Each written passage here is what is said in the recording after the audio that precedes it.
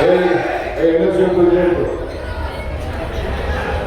ನಾವು ಮಾತಾಡ್ತೀವಿ ಲೈವ್ ಹೋಗ್ತಾ ಇರ್ತದೆ ನಮ್ಮ ಪಾರ್ಟಿ ಇಡ ಭಾಷೆ ಕೆಳಗಡೆ ಆಮೇಲೆ ಇಡ ಕೆಳಗಡೆ ಸುಮ್ಮನೆ ಇರ್ಬೇಕು.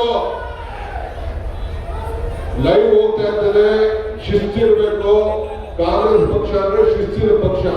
ಇಲ್ಲಿ ಇಟ್ಕೊಳ್ಳಿ, ನಿಮ್ ಉತ್ಸಾಹ ನಾನು ಸರಿ ಇಲ್ಲ ಅಂತ ಹೇಳುದಿಲ್ಲ. ನಾನು ದಯವಿಟ್ಟು ಲೀಡರ್ ಮಾತಾಡ್ಬೇಕಾದ್ರೆ ಗೌರವದಿಂದ ಸುಮ್ಮನೆ ಇರ್ಬೇಕು.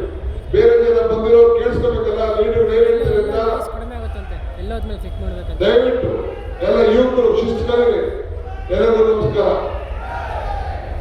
ನಮಸ್ಕಾರ. ತಿರ್ಗಾ ಬೇಕಾದ ಅಂಗಡಿ ಇದ್ದೀನಿ ನಾನು. ಮಂಜುನಾಥ್ ಕೆಲಸ ನೋಡಿ ಕಳಿಸೋದನ್ನ ಇವ್ರು ಯಾರು ಬೇಡ. ನನಗೆ ಶಿಸ್ತಿರ್ಬೇಕು. ಬಂಧುಗಳೇ,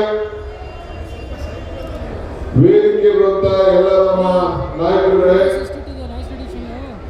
ಹಿರಿಯರಾದಂತ ಹರಿಪ್ರಸಾದ್ ಇದ್ದಾರೆ,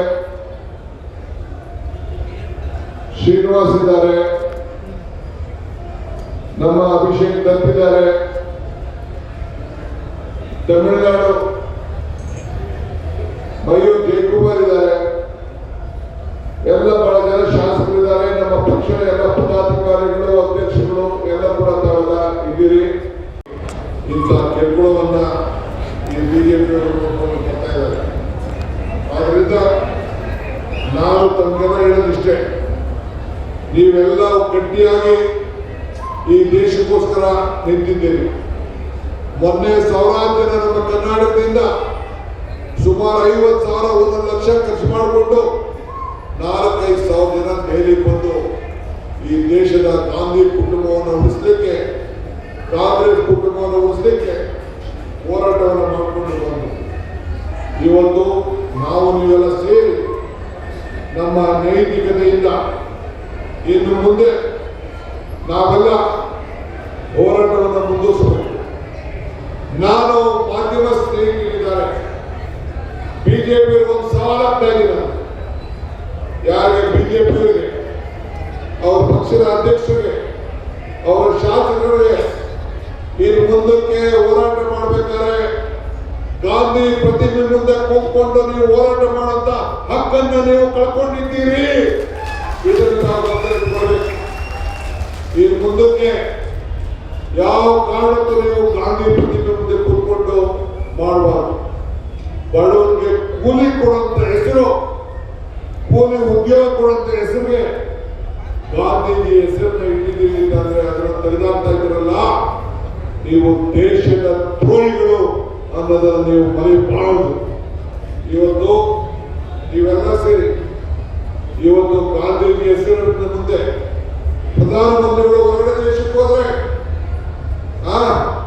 ಗಾಂಧಿ ಬೇರೆ ದೇಶವರು ನಮ್ಮ ದೇಶಕ್ಕೆ ಬಂದ್ರೆ, ಬೇರೆ ದೇಶದ ಪ್ರಧಾನಮಂತ್ರಿಗಳು ನಮ್ಮ ದೇಶಕ್ಕೆ ಬಂದ್ರೆ ಗಾಂಧಿ ಸಮಾಧಿಗೆ ಹೋಗಿ ಪೂಜೆ ಮಾಡ್ತಾರೆ. ಬೇರೆ ನಾಯಕರುಗಳು ಬಂದ್ರೆ ಗಾಂಧಿ ಭಾವಚಿತ್ರಕ್ಕೆ ನಮಸ್ಕಾರ ಹೇಳ್ತಾರೆ.